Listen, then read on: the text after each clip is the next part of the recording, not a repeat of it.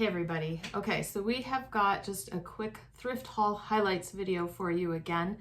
And these are from a couple thrift stops I made last week. And as usual, I just want to share some of the highlights, some of the things you can maybe learn while you're doing your own thrifting, and also sharing some of the fun vintage things that I found when I was out searching. And so I started off at the little thrift store that just recently reopened. I talked about it in one of my earlier videos. It was the one that was in the older church building that had been closed for several years, and somebody bought it, still running it as a thrift store. And so I made another stop in it last week and found some good stuff that I wanted to share. Looking ahead at this video, I found a utensil. You probably saw it in my title, a utensil that sells for $50, but at the end of the video, I'm going to share another item that I found at Goodwill that has sold in the past for close to $400. So I'm going to share what that is a little bit later on.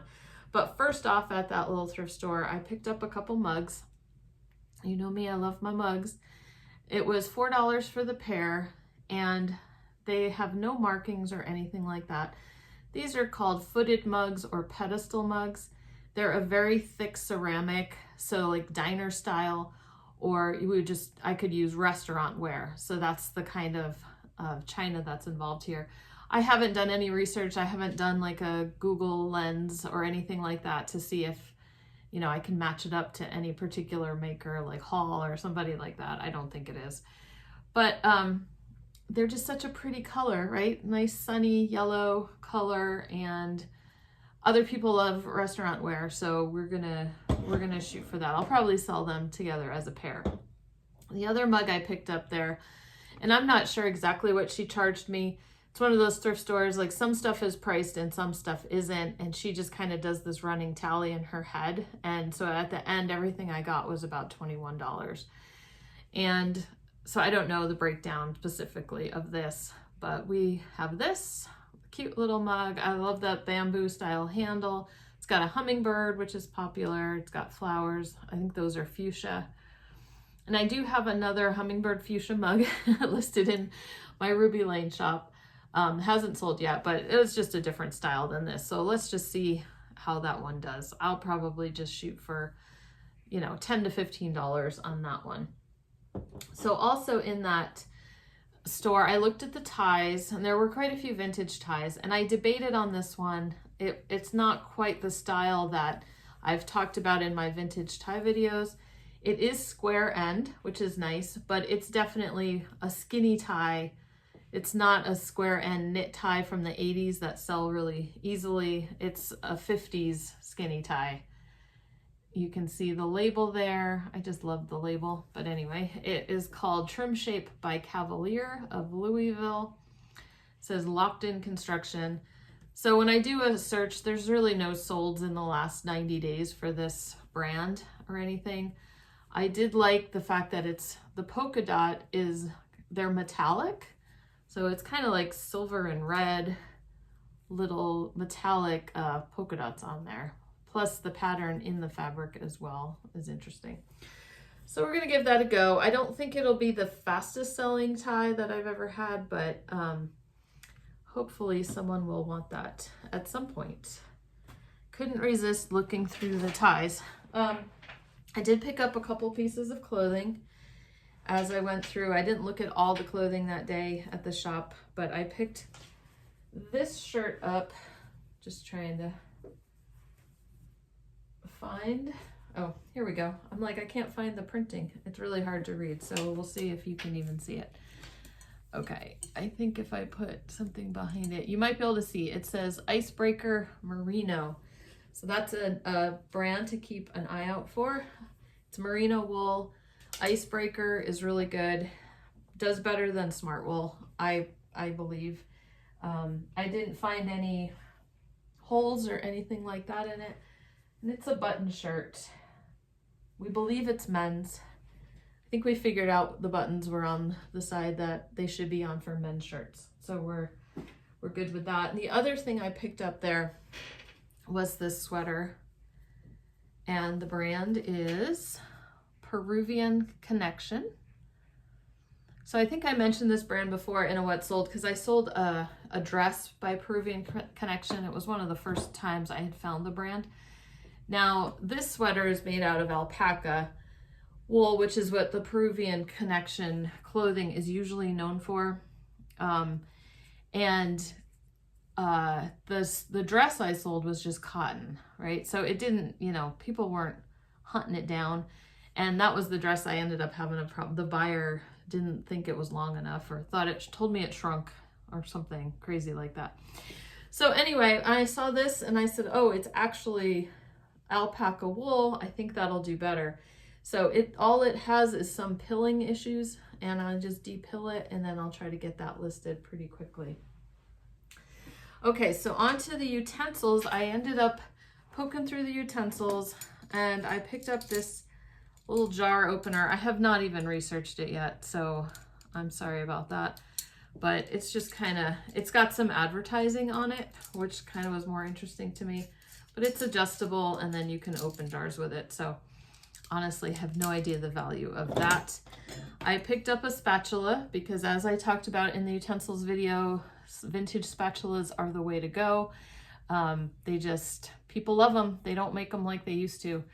So this one's the first time I'm trying like an all stainless steel one, and we'll see how it does. I don't really see any on eBay either listed or sold. The brand is Bonnie, which I knew that company from some vintage. They did the vintage Mickey Mouse, Minnie Mouse, Donald Duck. They did the Disney kids flatware.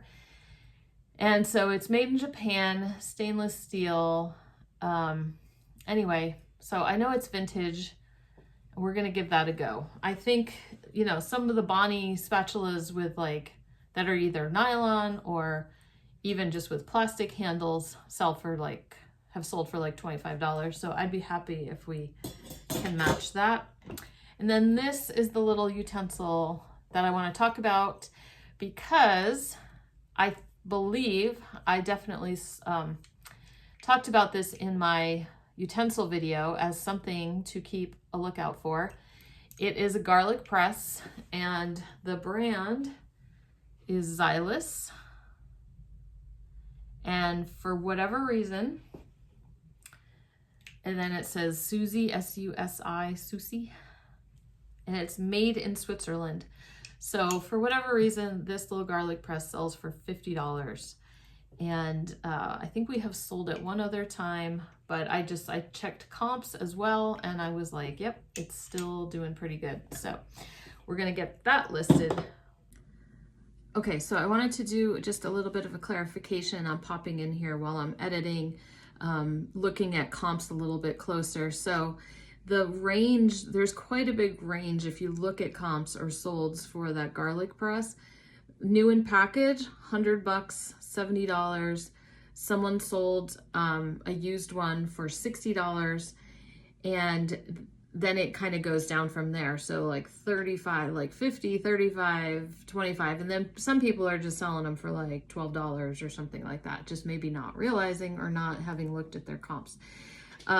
So like, it's kind of I was very, I realized in the video, I was very definitive about it being $50. 50 is what I'm going to shoot for. And we're gonna just see how it does. When I looked up my old sale on this, it was $35. So let's shoot for anywhere between 35 and $50. I think there are some listed, in the $50, $60 range.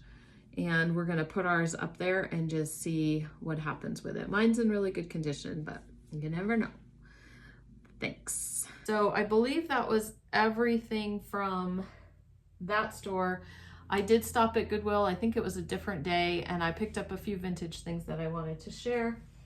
First up, I was super happy to find this sweater, and I paid $7 for this sweater. And I'll show you, the tag is just called Norsport, but it has its original store tag, price tag as well from Nordstrom. So Norsport, I'm sure it's just an in-house brand that they had. But it's Argyle, and it's very summery, springy looking, but it's a sweater. I'm gonna get that listed right away. So it's never been worn, right? And it's an extra large, made in Hong Kong. So 80s sweater from Nordstrom that had never been worn. I was so excited about that. I have no idea what the comps are. There have been, I think, some North sport sweaters I looked at. There weren't a ton in solds, but none of them were Argyle. None of them look like that. And plus, I also think about the fact that I'm not just listing on eBay. I'm listing, you know, things go on eBay and then they'll go on Poshmark and Depop and different places like that. So we're good. And I'm pretty sure that's a men's extra large sweater, but you know, it could be unisex. It's totally cool. Another thing I picked up at Goodwill was this awesome little lacquer wear box. And so it's got the different levels that you can separate, and then the top comes off, right? It's in pretty good shape. I think even though Goodwill, it was awesome, they shrunk wrap it and put the price tag on the shrink wrap, which I love when they do that. I think I said that before. There is some old tape residue on here that we've got to try to carefully get off. But I did find one comp. I'll try to pop it up here. It was a best offer that was accepted, but their asking price was like $60 something. And so they took a best offer for that. But I forgot to show the bottom. It's made in Japan, which is good. And then I was excited to see the MMA there. So that's Museum of Modern Art. And so that kind of just always adds a little bit of value. Museum wares can add a little bit of value to things like that. So yeah, it just needs some cleaning out and we can get that one listed. Now, I said I was not going to, Mr. Pitch Pash and I have talked about it, and we were like, we need to stop buying emotionally. We need to be a little bit more strict, you know, about sell-through rate, about things so they're not sitting forever. And then I go to Goodwill and I see this. And I can't help myself. So I really don't know. Fondue, you know, unless it's like Dansk or something, or Catherine Holm, it's really kind of sometimes a little bit harder to sell, but it's orange. It's one of my favorite colors. And it was $6. They were putting it out. They hadn't put it out yet.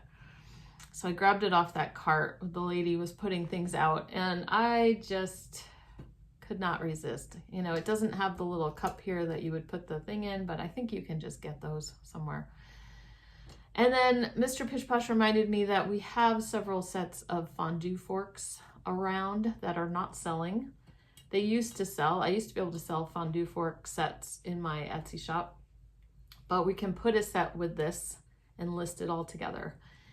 And I said, well, even if it doesn't sell, I can display it in my kitchen because it's orange. I don't know. It's really cool. Okay, that was my emotional purchase of the week. But these boots are what I have seen sold upwards of $400, close to $400. One sold was a larger size, but it sold for $400 exactly. And I will show you how pretty this brogue style boot is. The condition is amazing. And I will show you who makes them. Red Wing Shoes. Okay. So these were sitting up. I have got some footage that hopefully I'll remember to put in the video. I know I keep saying footage and then I forget when I'm editing.